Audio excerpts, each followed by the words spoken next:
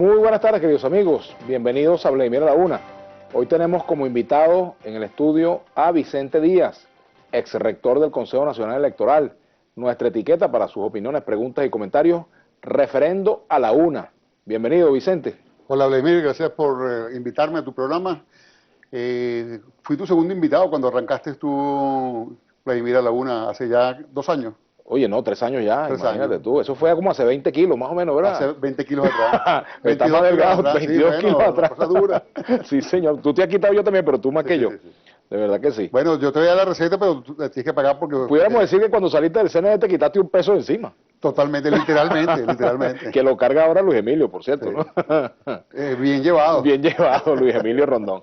Por cierto, Vicente, hablando de esta sesión de ayer del Consejo Nacional Electoral, tú no estuviste presente, pero seguramente debes tener detalles, algunos detalles de lo que ha pasado allá adentro, los criterios que se manejaron. Porque si estaba como quien dice telegrafiada esa decisión, demoró tanto. ¿Qué piensas tú? ¿Por qué ocurrió eso?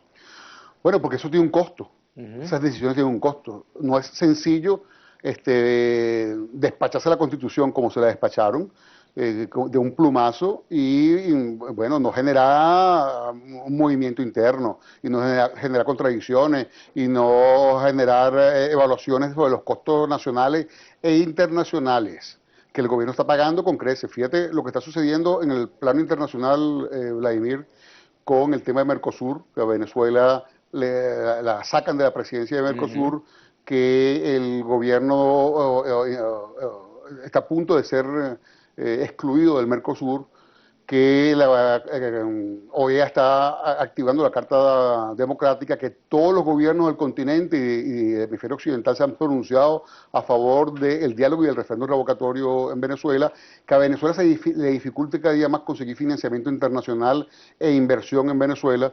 Todas estas cosas son parte de un marco internacional de costo que está pagando el gobierno por los niveles de inseguridad jurídica que hay en Venezuela, que estas decisiones vergonzosas y violatorias de la Constitución que se toma el día de ayer lo que hace es profundizarla. Porque cualquier gobierno o cualquier empresario o cualquier inversionista que vaya a meter plata en cualquier país, lo primero que va a ver es cuál es el nivel de seguridad jurídica para ver si tiene sentido que yo meta mi dinero en algún sitio y pueda proteger mi inversión. En una situación como esta, donde la Constitución Nacional, en su artículo 72, artículo que no da pie a ningún tipo de interpretación, que dice que el referéndum revocatorio se aplica a los funcionarios que fueron electos por la misma circunscripción que los eligió. En este caso, el presidente de la República fue electo por la circunscripción nacional y debe ser revocado por la circunscripción nacional, que es todo el país, todos los venezolanos, e incluyendo los votantes en el exterior. Y el Consejo Nacional Electoral decide, violando la Constitución y pasando inclusive por encima del precedente de revocatorios regionales y del revocatorio del presidente Chávez del 2004, pasando por encima de eso, olvidándose de la historia electoral de Venezuela, olvidándose de la tradición electoral de Venezuela, olvidándose de la doctrina electoral mundial y de la Constitución Nacional, decide que para revocar al presidente de la República hay que recoger firma en 24 estados como si fuese a revocarse a los gobernadores de estado. Entonces, una decisión violatoria de la Constitución y vergonzosa. Tan vergonzosa que, bueno, que se expresó a través de un comunicado de prensa. Una decisión tan delicada, que generó tanta expectativa nacional e internacional, y se expresa a través de una nota de prensa. Imagínate eso cuando por decisiones mucho más de menos nivel, de menos calibre que esa, se hace toda una parafernalia y se invita a los medios nacionales e internacionales. Entonces, esta situación que vemos con esto, lo que expresa es, primero, la fragilidad institucional que tenemos en el país, y segundo, el deseo del gobierno de que efectivamente no haya ningún tipo de consulta electoral en Venezuela. Ninguna, ni regionales, ni revocatorio en el 16, ni revocatorio en el 17. Hay una firme convicción del gobierno de que consulta electoral a la que se presente, consulta electoral que va a perder. Y bueno, creo que tú has tenido invitados aquí que lo han dicho. Bueno, ayer Pedro Carreño dijo que en vista de la crisis, que mientras haya guerra económica no debe haber elecciones. Palabras más, palabras menos. Bueno, pero lo dijo Pedro Carreño ayer y lo dijo Elías Jagua hace pocos días, 1 o 2 semanas atrás, que dijeron que no había condiciones para hacer elecciones en Venezuela. Lo dijo aquí mismo. ¿Cómo es eso que no hay condiciones? Las condiciones las marca la Constitución. No se hace elecciones cuando hay condiciones, se hace elecciones cuando marca la Constitución. Y la Constitución dice que el periodo de los gobernadores es de 4 años, fueron electos en diciembre del 2012, se le vence su periodo en diciembre del 2016, hay que hacer las elecciones. Punto. Ese punto lo vamos a tratar, Vicente, pero me gustaría ir desgranando un poco la decisión del CNE. Me gustaría que nos metamos con varios temas. Primero, el 20%. Si son decisiones remontables para la Mesa de la Unidad Democrática o no son remontables, el 20%. Los 3 días para la recolección, las horas que se han establecido y quizás el otro criterio, el hecho de que no va a haber referéndum este año. Bueno, te lo pongo de esta manera. El CNE emite una nota de prensa. Yo invito a las personas que nos están viendo a que revisen esa nota de prensa, que la bajen de la página web del Consejo Nacional Electoral.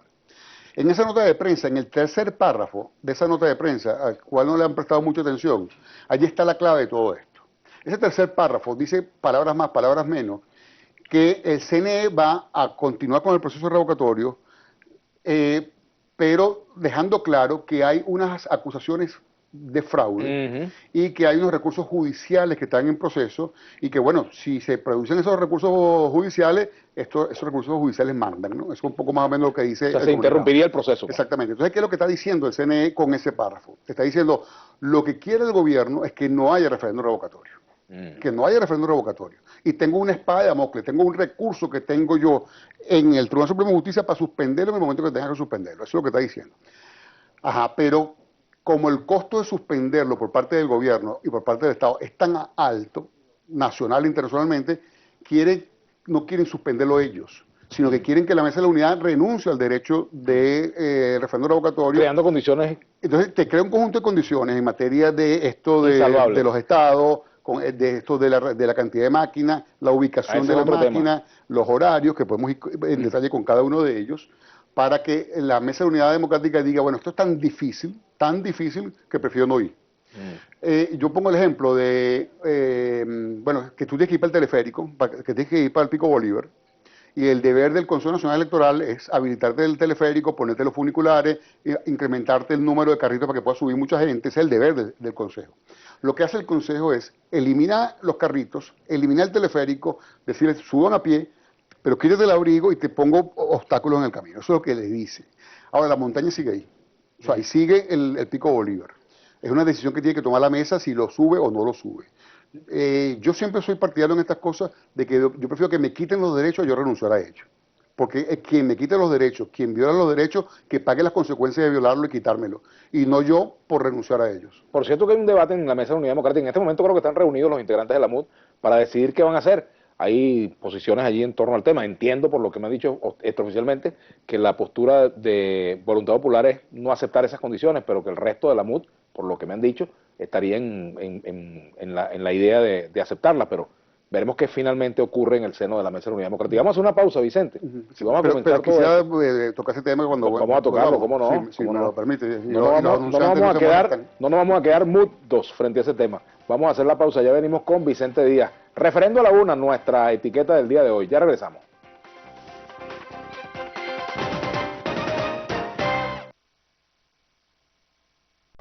Bueno, continuamos con Vicente Díaz, ex rector del Consejo Nacional Electoral. Vicente, habíamos dejado un punto pendiente, ¿no? Sí, el tema de la unidad y voluntad popular. Y las diferencias que hay en la MUD en torno a ese tema, que yo quiero que lo abordemos un poco más adelante, bien, ¿cómo no? Porque ahorita me interesa que entremos en un tema que es importante, y es la matriz que se ha venido creando por parte de que ha venido creando el Partido Socialista Unido de Venezuela y también el gobierno, en cuanto a que no se hizo a tiempo la solicitud de referendo. ¿Cuánto de cierto hay en esa afirmación? De que la oposición está reclamando que se haga este año cuando pidió tarde el referéndum, pudiendo haberlo hecho en enero y no en abril. ¿Se puede decir grosería a esta hora? No deberíamos. No debería, entonces no lo voy a decir lo que pienso. Ajá. Pero se te lee. Así que tápate la cara. Mira, eso es puro cuento. Para decirlo en palabras menos criollas. Más manejable. Eso es puro cuento. Si la Mesa de la Unidad Democrática hubiese presentado la solicitud el 11 de enero, estaríamos exactamente en el mismo punto que estamos ahora. ¿Por qué? Porque es que eso no es un tema de tiempo, esto es un problema de decisión política, que el gobierno le tiene terror a medirse en las urnas electorales con cualquier elección. Por ejemplo, si fuese un tema de que la mesa se retrasó, ¿y por qué no estamos haciendo elecciones regionales? O sea, para elecciones regionales no hay que pedirlas ni solicitarlas, ni nadie tiene que activarlas. Simplemente que el gobierno está aterrorizado por la ruta electoral porque, bueno, está leyendo uno, no estamos viendo los videos y uno lo ve en la calle cuando camina, gente vestida, inclusive bien vestida, no son indigentes, comiendo directamente de las bolsas de la basura y persiguiendo camiones aseo urbanos. Eso no se había visto nunca en la historia de este país. Entonces, bueno, esa expresión que está allí de desespero alimentario de la gente va a tener su contraparte electoral en el momento que haya cualquier elección en Venezuela. Eso lo sabe el gobierno y por eso está impidiendo cualquier elección en Venezuela. Si hubiesen presentado la carta el 11, fíjate, ellos presentaron la carta el 8 de marzo. 45 días después fue que entregaron la planilla. 45 días después. Hubiesen presentado la carta el 11 de enero y en lugar de ser 45 días después, hubiese sido 90 días después o 120 días después. Porque el problema no es un problema de tiempo, eso es un cuento que construye el gobierno para tratar de adjudicarle la responsabilidad del referéndum revocatorio a la oposición. Entonces, eso es un parafraseo que ellos han diseñado comunicacionalmente y que repiten como loro con el objetivo de asignarle la responsabilidad del referéndum revocatorio no al Consejo Nacional Electoral, que se ha dedicado a entorpecer, inventar requisitos, inventar procedimientos, alargar los tiempos, y bueno, y esto, inclusive violar la Constitución, violaron su propia normativa, la normativa que aprobamos, porque yo participé en eso en el 2007, que establecía que había que poner una máquina por cada 1000 electores, y por lo tanto correspondían 1350 máquinas para la validación. Bueno, el Consejo Nacional Electoral decidió rasparse 1050 y puso 300. Y de esas 300, 200 escondidas, en sitios donde no habían firmantes. Entonces, lo que te quiero decir con esto es que yo he visto gente de la oposición, inclusive, reproduciendo este discurso del gobierno, y lo veo como muy lamentable, que le coman el cuento al gobierno cuando no importa cuando lo pidieras. No importa cuando lo pidieras. Iban a obstaculizar esto desde el principio porque no se quieren medir. Y no se quieren medir porque saben que medirse en el referéndum revocatorio es dejar el poder. Ok, simplemente. Vamos a comprarte como buena esa respuesta tuya, Vicente, pero más allá de eso, técnicamente hablando, a los efectos de los lapsos, matemáticamente hablando, ayer Pedro Carreño presentaba una cuenta y decía que matemáticamente hasta su hija de 7 años sacaba esa cuenta y no era posible hacer referéndum. Desde el punto de vista de los números, de los días, la cantidad de días, de los lapsos, ¿era factible desde abril hacer la solicitud y tener referéndum en octubre, noviembre? Absolutamente, Vladimir, absolutamente. Primero porque la norma lo permitía. Si uno revisa la norma, de hecho yo me reuní con el presidente Zapatero para hablar del tema del cronograma, porque a él le presentaron un cronograma internamente dentro del Consejo Nacional Electoral, donde le decían que era imposible cumplir con esto, y a instancias de gente interesada me pidieron a mí que yo les evaluara ese cronograma que le presentaron y yo les demostré que efectivamente era posible realizar el referéndum revocatorio este año. Y no solamente que era posible, es que sigue siendo posible. Todavía a estas alturas, con todos los retrasos que han habido, sigue siendo posible. Es que el problema no es un problema de lapsos, ni técnico, ni tecnológico. Si el Consejo Nacional Electoral quisiera, Vladimir, si el Consejo Nacional Electoral quisiera, nosotros podríamos tener referéndum revocatorio perfectamente dentro de mes y medio. Dentro de 15 días estaríamos recogiendo firmas y dentro de 30 días después estaríamos haciendo referéndum revocatorio. Simplemente el problema no está allí. El problema es que hay una decisión política de suspender el referéndum revocatorio. No es retrasarlo, como piensa la gente. No, es de suspenderlo, de eliminarlo. No quieren referéndum revocatorio en el 2016 y no quieren referéndum revocatorio en el 2017. Esa es la realidad y están diseñando todo para hacer esto. Solo que les interesa no aparecer ellos, como te decía al principio, suspendiéndolo, sino que sea la propia oposición quien lo suspenda. Yo ponía en una entrevista de radio esta mañana la metáfora de un patrón desalmado, un empresario desalmado, que hay en todas partes gente desalmada y también puede haber empresarios desalmados. Un empresario desalmado que decide quitarse de encima un empleado incómodo, que no le gusta el empleado. Y entonces tiene dos opciones, o lo vota o renuncia. Y entonces el tipo, para no pagarle las prestaciones al hombre, su cesantía, su antigüedad, su carga social que tiene que pagarle al empleado, los tiga para que entonces los tiga y le pone las condiciones difíciles y le hace la vida imposible y le exige cosas y tal, para que el tipo, bueno, se obstine, se canse y renuncie. Lo que persigue la decisión del Consejo Nacional Electoral apunta a dos cosas. La primera de ellas es hacia la MUD. Y le dice, Vladimir, tienes que recogerlo en 20% por estado, con menos máquinas de las que tú me estás pidiendo, y con un horario muy dificultoso. Eso es lo que le dice. Y aparte de eso, no te lo pongo sábado y domingo, sino te lo pongo miércoles, jueves y viernes, ¿no? Horario laboral. Eso es lo que le dice a la MUD. Para que la MUD diga, bueno, pero entonces así no puedo ir. Y si así no puedo ir, entonces renuncie al referéndum revocatorio y el gobierno diga internacionalmente, bueno, ellos desistieron. El otro destinatario de ese mensaje fue los seguidores de la oposición y la gente que quiere el referéndum revocatorio. Porque el Consejo Nacional Electoral no tenía por qué haber dicho que el referéndum revocatorio, en caso de darse, iba a ser en el 2017. Porque el CNE no debe pronunciarse sobre una situación que no se ha activado todavía formalmente. Tenía que haber esperado que se recogieran las firmas. Y ver los lapsos. Y en ese momento hacer su convocatoria. Es lo que le corresponde legal y ha hecho siempre.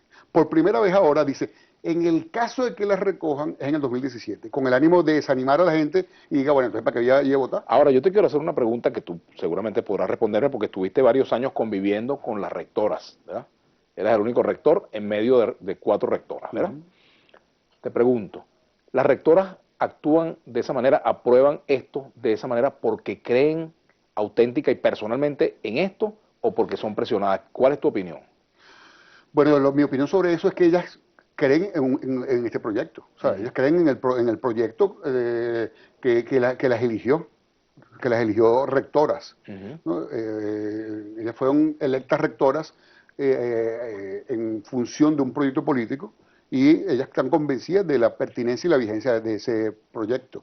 Ahora, ¿cuánto de esto significa presión o autopresión? Yo ahí en ese terreno no puedo entrar. Lo que sí sé es que están muy claras, absolutamente claras, de que la decisión del 20% por Estado viola la Constitución. ¿Por qué es tan clara?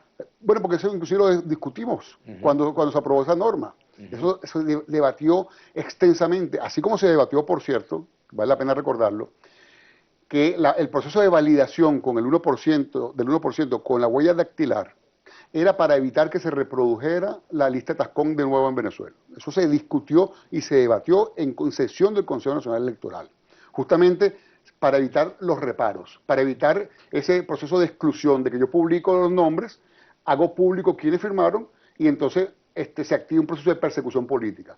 Y nosotros debatimos intensamente el tema de la validación con la huella y el argumento común fue, esa es una forma de garantizar que efectivamente eran electores con el derecho a firmar y no tener que publicar sus nombres para que nadie haya firmado por ellos. Entonces ese proceso, Vladimir, te digo, corto con esto, se discutió extensamente, de manera que eran muy conscientes de esto y sin embargo activaron un proceso en la página web del CNE que permitió al gobierno la persecución política que le tiene a los empleados públicos. Tenemos que hacer una pausa. Al regreso continuamos conversando con Vicente Díaz. Nuestra etiqueta del día de hoy, referendo a la una, puede escribirnos a través de Instagram, Twitter y recuerden que en Globovisión, aquí en Globovisión, nos vemos todos. Ya venimos.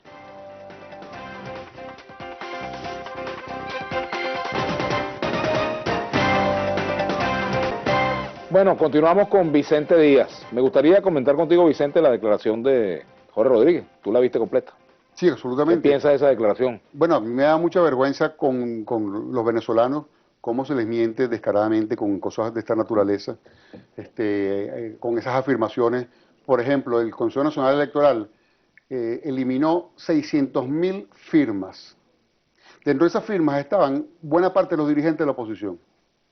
Y entonces el argumento es que eso eran 600.000 firmantes fraudulentos. Tú te puedes imaginar que digan que Enrique Capriles, en la planilla donde firmó Enrique Capriles, con su huella de Enrique Capriles, y los 10 firmantes que allí lo acompañaron, le eliminaron en la planilla por completo, simplemente, bueno, porque la planilla decía Nicolás Maduros Moros, es decir, no decía Maduros, sino que se interpretaba como en lugar de una U, una O.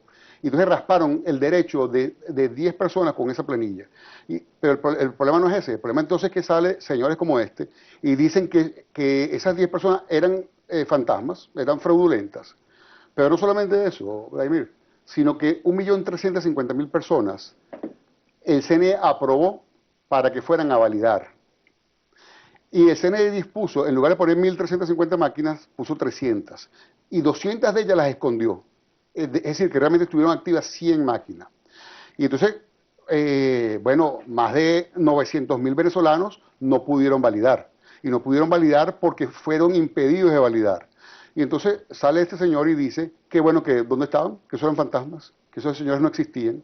Entonces uno siente vergüenza por la política, por el hecho político en Venezuela, porque la política yo la reivindico y es el arte de resolver civilizadamente los conflictos de poder, porque bueno, antes era con veneno y con golpes palaciegos y con asesinatos tipo Nerón y con guillotinazos tipo la Revolución Francesa, como se resolvían las cosas. Ahora se resuelven con debate, con elecciones y con confrontación en el orden de las ideas y de la política. Sin embargo, el nivel de apreciación de mucha gente sobre los políticos realmente es malo.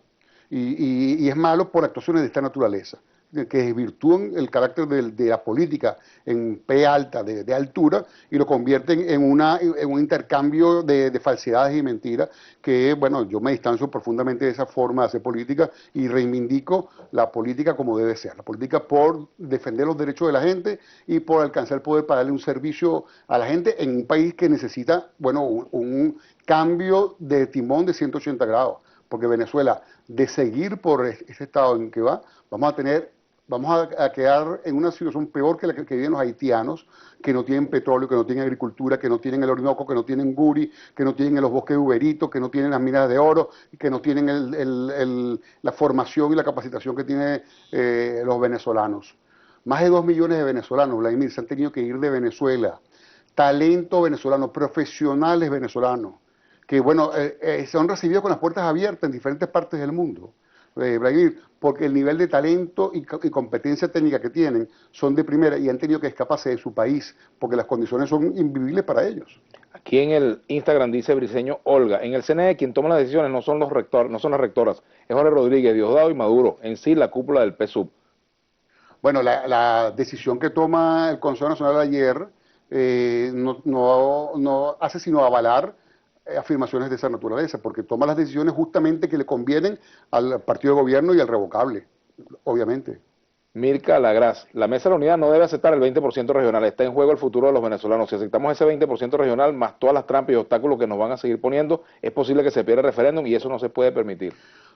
Yo creo que quiero aclarar una cosa aquí que yo considero que es muy pertinente. Una cosa es ir al referéndum revocatorio y otra cosa es aceptar las condiciones. No es lo mismo. Al contrario, todo lo contrario. ¿Por qué yo digo esto? Porque las condiciones, esas condiciones que violan la Constitución son absolutamente inaceptables. Y eso significa que hay que denunciarlas, recurrir ante las instancias nacionales e internacionales, presionar y protestarlas nacional y mundialmente e ir bajo protesta. Pero renunciar al derecho de activar el referéndum revocatorio sería hacerle el juego a la estrategia del gobierno. La estrategia del gobierno, lo acaba de decir Jorge Rodríguez, es que ellos lo dicen con su cara bien lavada. Acaba de decir que la estrategia de ellos es utilizar el Tribunal Supremo de Justicia para parar el referéndum en el 2017. Ya el CNE lo está parando para el 2016. Pero es que ellos no lo quieren ni siquiera en el 2017. Entonces la estrategia de ellos es suspenderlo. ¿Qué le queda a la oposición si no se hace referéndum?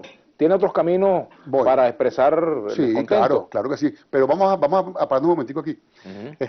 Vamos a facilitarle desde la oposición el trabajo al gobierno. Es decir, el gobierno no va a pagar los costos que significa suspender un derecho constitucional de los venezolanos.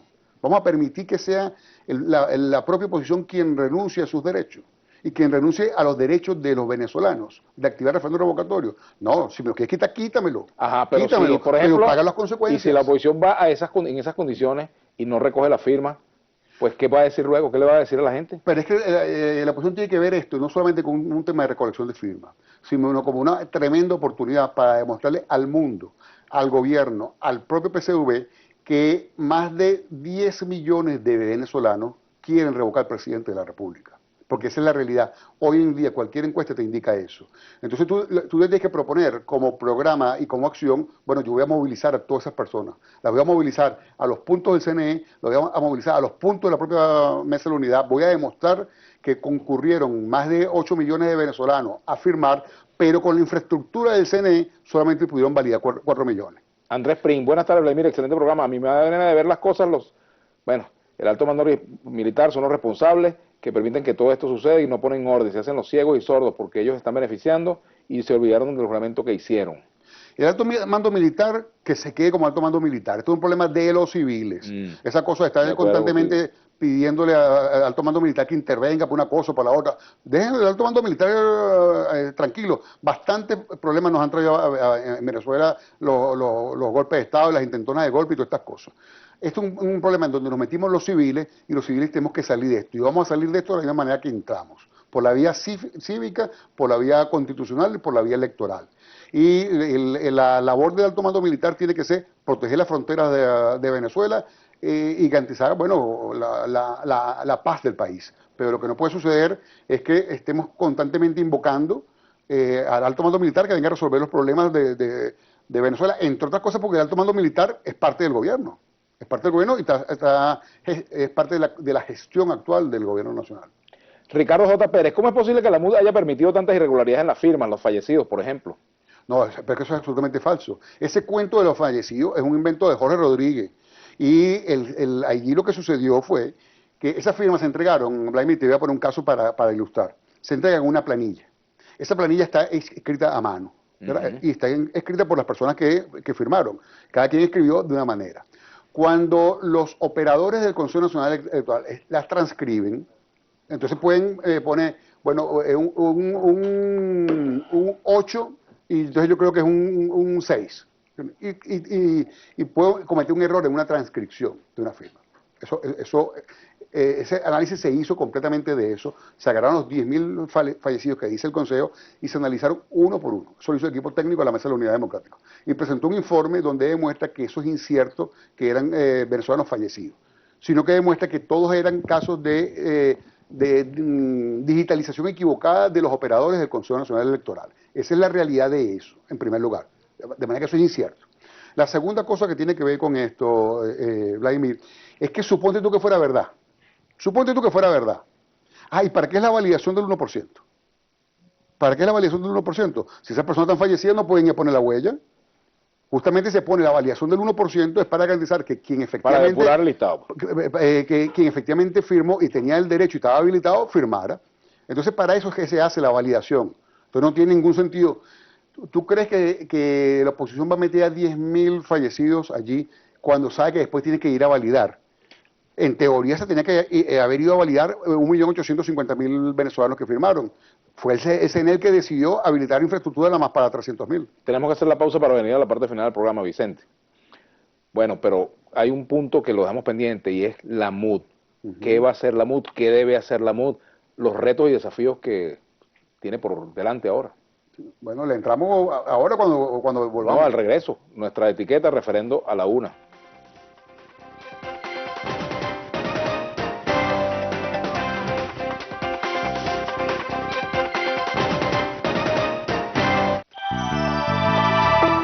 Usted está viendo Vladimir a la Una. Buenas noticias, el centro mayorista más grande de América Latina está en Caracas, en su etapa final de construcción. Es el centro comercial Abasto, que albergará locales mayoristas, oficinas, minitiendas y depósitos a precios que lo volverán, bancos, automercados, farmacias, feria de comida, estacionamiento y seguridad privada en un mismo sitio. Es tu oportunidad. Contáctanos 0212-429-6823 y por www.abastocc.com. Abasto CC. Genpar tiene el equipo perfecto para lograr tus objetivos. Una marca pionera en productos y garantía para maquinaria industrial, agrícola, construcción, limpieza y generación eléctrica. Descubre un universo de posibilidades a través de genpar.com.be. Genpar, equipos que hacen tu trabajo más fácil. En el Instituto de Altos Estudios Profesionales te brindamos el mejor portafolio académico para quienes desean estar al día con las exigencias del mercado laboral. De la mano de un grupo de especialistas podrás renovar conocimientos del área gerencial, financiera, jurídica y mucho más. Ingresa en nuestra página web www.idae.com y consulta nuestra programación en cursos y eventos.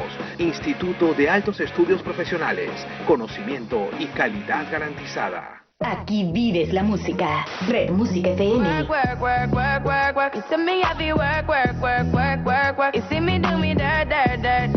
Variedad musical que te enciende. El sol y el atardecer. Sentados solos. Red Music FM, Super Trendy. ¿Quieres saborear algo diferente?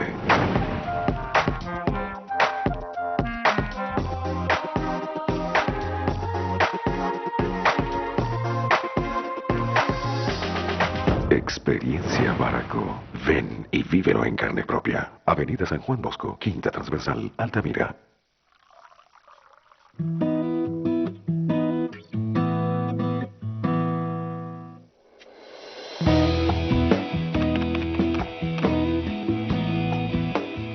En Sign cambiamos el concepto de cartera electrónica. A través de signpago.com gestiona tus facturas pendientes desde la nube con tarjeta de crédito las 24 horas en una plataforma rápida y segura. En Sign somos más que una casa de software. El éxito no tiene edad. Un libro que cambiará radicalmente la manera de ver tu vida. De Oliver Rosales Ocampo, motivador de motivadores. Si supieras que tienes el poder de cambiar tu vida, ¿por dónde empezarías? El éxito no tiene edad. De Oliver Rosales Ocampo, el escritor de las Américas.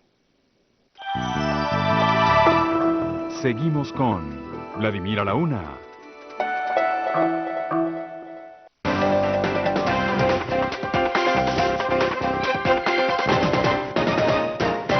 Bueno, son ya en la última parte del programa para conversar contigo, Vicente. Nos queda una sola parte. Aquí me piden entrevista a Julio Coco. Bueno, vamos a invitar un día a Julio Coco. Bueno, pide mucho por aquí. Por aquí también, bueno, le damos una pregunta pendiente y es, bueno, ¿qué va a hacer la MUD? ¿Qué debe hacer la MUD? Las diferencias que pudiera estar en este momento aflorando allí frente a esta decisión, ir o no ir. Sí, bueno, ahí hay dos cosas que te quiero comentar. La primera es que el gobierno ha tratado de dividir la Mesa de la Unidad Democrática con un juego perverso y la Mesa de la Unidad Democrática no ha caído en ese juego. El primero es presentar a un partido de la mesa como conciliador, como que está negociando, como que no sé qué cosa, que es a un nuevo tiempo, ¿no? Entonces trata de presentarlo como, y lo alaban, ¿no? Entonces José Vicente Rangel habla bien de un nuevo tiempo y habla bien de Manuel Rosales, y después sale uno y declara que son un chévere, que no sé qué cosa. Y por el otro lado, entonces dicen que Voluntad Popular son el diablo, no sé qué cosa, y tal, radicales, extremistas, y los persigue y tal. Eso no persigue otra cosa que tratar de dividir a la Mesa de la Unidad Democrática y no lo han conseguido. La Mesa de la Unidad Democrática está trabajando de forma unánime en darle una respuesta a esta coyuntura con inteligencia, prudencia y firmeza. La segunda cosa que te quería comentar sobre esto que me estás preguntando es que la Mesa de la Unidad Democrática debe tomar en cuenta lo que pasó en diciembre del 2005. En diciembre del 2005, por diferentes circunstancias, la oposición decidió boicotear las elecciones, no ir a las elecciones, y se abstuvo de ejercer el derecho de ir a unas elecciones, y la consecuencia de esa abstención todavía se está pagando, porque el 100% de los diputados fueron del partido de gobierno, y a partir de ahí tuvo carta blanca para designar a ese CNE 4-1, a ese Tribunal Supremo de Justicia del cual hemos sido víctimas todos, al Poder Ciudadano por puros personas representantes a nivel de proyecto político del partido de gobierno. Entonces, esas consecuencias todavía se están pagando. Esa Asamblea Nacional que derivó de ahí fue la que modificó la ley electoral del año 2009, es decir, se pagó duro. Ahora, ¿tú crees que hay alguna manera en que la MUD pueda lograr que haya referéndum? De verdad, siendo sensatos, ¿hay alguna manera que la MUD pueda lograr eso con este cuadro que hemos visto? Bueno, la MUD tiene que perseguir, a mi modo de ver, dos cosas. Uno, bregar por ese referéndum, movilizando a la gente, llevando a la gente, explicando a la gente, unificándose alrededor del referéndum revocatorio, moviendo a la comunidad internacional, hablando con los sectores de base del chavismo, que están desesperados también, concientizando al chavismo que el madurismo lo va a enterrar, al verdadero chavismo, en primer lugar. En segundo lugar, bueno, ok, yo voy a trabajar por eso. Y si me lo suspende, paga tú los costos. Paga tú los costos, gobierno, de suspendérmelo, los costos nacionales e internacionales de violar la Constitución. Yo no te voy a entregar el referéndum revocatorio, quítamelo y paga los costos. De manera que yo, sin lugar a duda, trabajaría en función del referéndum revocatorio, yendo bajo protesta, porque no estoy aceptando las condiciones que me estás poniendo en materia de violación de la Constitución, denunciándolo en todos los terrenos que tengan que denunciarlo, protestándolo en todas las formas de protestarlo, pero sin renunciar a mis derechos, Suri Villavicencio, era de esperarse esa actitud. ¿Qué vamos a hacer ahora? Bueno, lo que yo te estoy diciendo que es lo que yo haría, pues, pero yo no soy jefe ni dirigente de la mesa de unidad. Claro. ¿Tú crees, aquí entre nos, que va a haber referéndum este año? No, este año no va a haber referéndum revocatorio. O sea, Definitivamente. Eso está muy claro. No porque no ¿Y el haya los año que lapsos, no, fíjate, no porque no haya los lapsos, no porque no haya técnicamente la posibilidad, no porque no haya... O sea, no hay manera de que la MUD logre revertir esa decisión del CNE. Bueno, mira, tiene que pasar acontecimientos extraordinarios que obliguen al gobierno a cambiar esa decisión. ¿Entiendes? Pero yo en este momento no me concentraría en esos acontecimientos, sino en lograr llevar a la gente, movilizar a la gente, facilitarle la vida a la gente, explicarle a la gente, crear los comités en todo el país, promotores del revocatorio y defensores del revocatorio, para vencer ese obstáculo como ya se han vencido en el pasado. Y si no hay referéndum revocatorio, convertir todos esos comités en todo el país, en todas las comunidades,